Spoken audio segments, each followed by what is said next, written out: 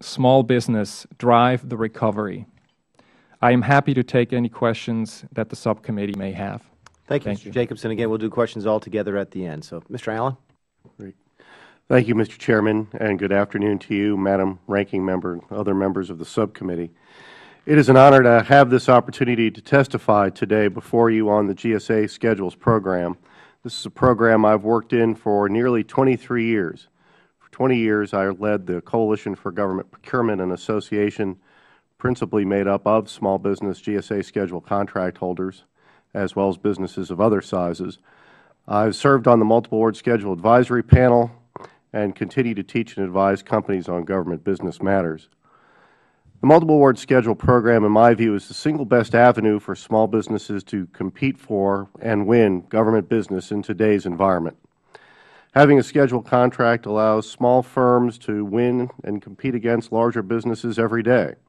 The thousands of successful small firms that hold GSA schedule contracts are a testament to the creativity, nimble solutions, and dedication to service that are emblematic of small businesses everywhere.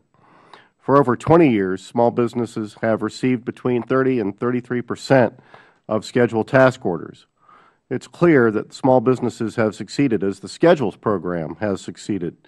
No procurement program open to businesses of all sizes can match this consistent, successful rate of small business success. Yet even this percentage of direct contracting tells only part of the story. Thousands more small firms participate in the program as dealers or subcontractors. Whether a small firm holds its own contract or participates in a contract held by another, the Schedules program supports thousands of small businesses across the country and hundreds of thousands of jobs. Today, the Schedules program has new capabilities to further enhance the ability of small firms. New rules allow agencies to specifically set aside procurement for small business. Although this rule is only 7 months old, I believe that data collected at the end of the fiscal year will show that small businesses have already realized a steady portion of schedules-based work, even at a time when schedule sales overall may have declined. The current wording of this regulation, which is may set aside procurements for small businesses, I believe is more beneficial than a must standard. Mandating set-asides on the Schedules program is not, I believe, in the best interest of the Schedules program or the small businesses that succeed on it. New mandates that make the Schedules program more difficult to use will drive buyers to other programs, many of which do not have anywhere near the successful small business track record of the Schedules program. Any mandate that hurts the Schedules program, therefore, will have a proportional, if not greater, negative impact on small firms. It is imperative that the Small Business Administration, therefore, move cautiously during its current round of rulemaking. It is always appropriate to look for ways to maximize small business participation, but care is needed to ensure that there aren't any unintended consequences from new rules. I recommend that the SBA examine other government contracts that did not already exceed the government's small business contracting goal by 10%. Today's hearing also covers the topic of GSA's Federal Strategic Sourcing Initiative for office supplies. I am well acquainted with this procurement and the varying opinions surrounding it. I believe that an entire hearing could be held to discuss this program. The harmonization of positive political and acquisition outcomes is often something difficult to achieve. My hope is that GSA FSSI managers will exercise sound business judgment when setting the future course for this program, and like many of my colleagues, I await eagerly what happens next with this acquisition. GSA schedule managers have recently proposed demand-based changes that could affect small business schedule contract holders. One is a proposal to shut down schedule contracts or parts of schedules. The other is to move more swiftly to remove companies from the program that have not recorded any sales. For a period of nearly 20 years, GSA consistently accepted new offers and created new special item numbers and never had to close the program. Over the last several years, however, they have elected to look at closing the Schedules program. And although unintended, there may be some opportunities here that GSA does not realize when it closes the program. These closures may assist GSA in managing its workload, but previously, when contracts were only 1 to maybe 3 years in duration, they could be justified as the closure time was typically short.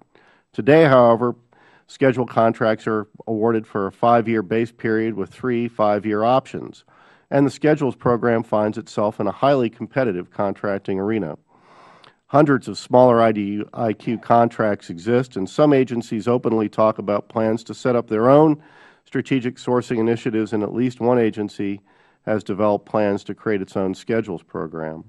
GSA should be looking for ways to make its Schedules program as competitive as possible and remain open to new offers and innovations.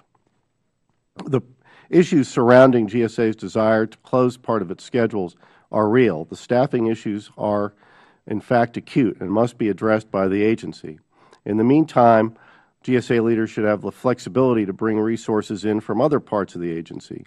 Periodic closings of your marquee procurement program should be a last option, not the first proposal out of the gate. GSA leaders estimate that many of their 18,000 scheduled contract holders record no scheduled sales. Schedule rules state that a contractor must have $25,000 in sales within the first 2 years to maintain that contract. While GSA is also technically liable to pay each contractor that records 0 sales $2,500, I have never seen that happen in my 23 years in the business. GSA does have the right to cancel contracts that realize 0 Federal sales, and companies are told in writing that they have to achieve minimums. However, many companies obtained a scheduled contract because an executive with a state or local government asked them to obtain a scheduled contract to get it easier for them to do business with that state or local government. And this provides a benefit to the small businesses, at the same time posing a challenge to GSA. GSA must now deal with the reality of being the auxiliary arm of state government acquisition organizations. Businesses were told by an important customer of theirs to obtain a scheduled contract. GSA at the same time, however, must be allowed to recover the costs for performing this service. GSA should examine and Congress support, if necessary, the right of the agency to collect scheduled industrial funding fees from states that use look-alike contracts. Giving GSA the ability to reach out to states that already rely on its work would allow GSA to recover costs it is already incurring. And this approach would also allow the agency to hire and train additional contracting professionals, and it will save hundreds, if not thousands, of small business scheduled contracts and the related jobs tied to them. Mr. Chairman, Madam Ranking Member, members of the subcommittee, I am a strong supporter of GSA and its Schedules program. I believe the program fulfills an important need in the acquisition system. While we may differ on specifics, I believe that today's management team wants to move the schedules forward. With a little tweaking, the program's success and that of its small business partners will only get better. I appreciate this opportunity again to testify and look forward to your questions. Mr. Allen, thank you very much. Mr. Foreman.